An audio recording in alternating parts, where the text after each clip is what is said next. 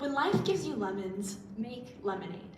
This is a common phrase used to talk about having positivity in the face of adversity. Instead of talking about the message behind the words, today I'm going to talk about the lemon itself. When life gives you lemons, what can you make? Well, there's lemon pie, lemon bars, and of course, lemonade. Now, when we often use our imagination, often we think of it as a childlike exercise and we think it is silly and we don't take it seriously. Our imaginations can be so much more than that. In society today, we often think of imagination as a weakness when it is the opposite.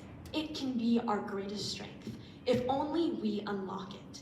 So today, we will be discovering imagination's role in the past, imagination in the present, and how to redefine imagination for our future. Let's discover imagination's role in the past. Albert Einstein was a German physicist who was well known for his discovery of general relativity. Albert Einstein often credits his discovery to his imagination. According to an article by Britannica, Albert Einstein was often criticized in school and told to not use his imagination. He was often told that he would not account to anything.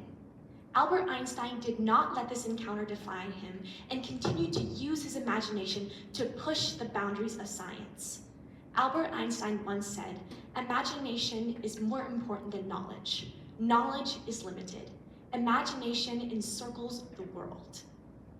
Albert Einstein isn't the only person who valued the pursuit of imagination. Marvel, ESPN, and Hulu are all owned by one company, Disney. Walt Disney is known for creating a company based on imagination. According to an article by Forbes, before Walt Disney started the company, he faced rejection. He was fired by the Kansas City Star newspaper for, in fact, lacking creativity and imagination. He didn't let this stop him and continued to pursue his pursuit of imagination for the future. Walt Disney continues to use it as his strength, and he built a company worth billions of dollars. Our last piece of history is based on this painting. If you don't know what this painting is, this is A Starry Night by Vincent van Gogh. Vincent van Gogh is often credited with having the best paintings, and his paintings are worth over $60 million today. This was not always the case. According to AGI Fine Art Gallery, Vincent van Gogh was often criticized by many art critics in his day. His works were considered feverish and unusual, and he was told he was an amateur and not worth anything. Vincent van Gogh sadly died before his creative works were worth any recognition. And it is important that we use his life as a testament to why imagination is so valuable. So, now that we've looked at imagination in the past, let's look at imagination in the present.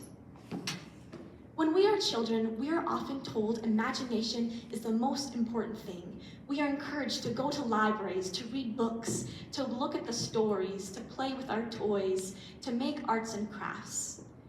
At this age, imagination is the most important.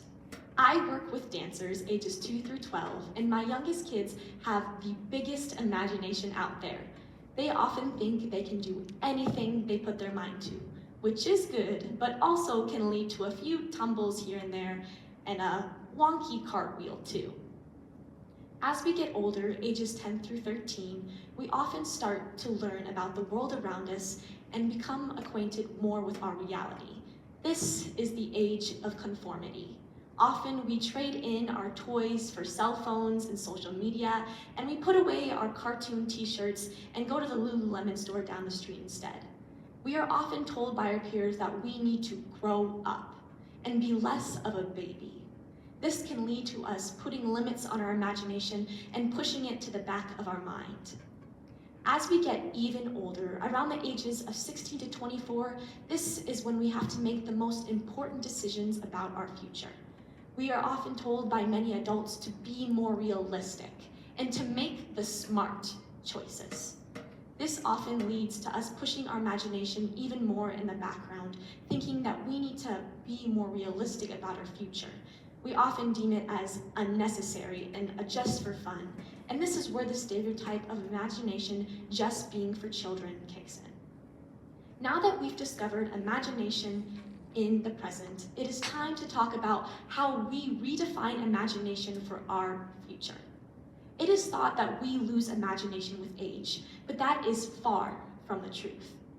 According to Kent University, a study was done on people and ages around when their imagination develops. It was found that the older you get, the better your imagination is, and the more creativity you have. You're able to come up with ideas with finer detail and more colorful and unique. In fact, instead of our imagination shrinking, our imagination grows. The reason behind the misconception of us losing our imagination is because we set the limits ourselves. Adults can have just as vivid imagination as children, but when we are acquainted with the world's constraints, we either let it stop us or we use it to enhance our imagination. Imagination is limited by you, by yourself. So, let's take a look at our lemon again. When you look at this lemon, I want you to think of all of the possibilities that it's capable for. When life gives you lemons, you don't have to make lemonade. You can make anything you desire. So, let's come back to the present. Imagination is often the underdog of the mind. Society has deemed it as a weakness and that we should stop using our imagination, when in reality, we need to use imagination as our strength. When we use our imagination, we unlock limitless possibilities and we are able to accomplish anything we put our mind to. So, when life gives you lemons, what will you do?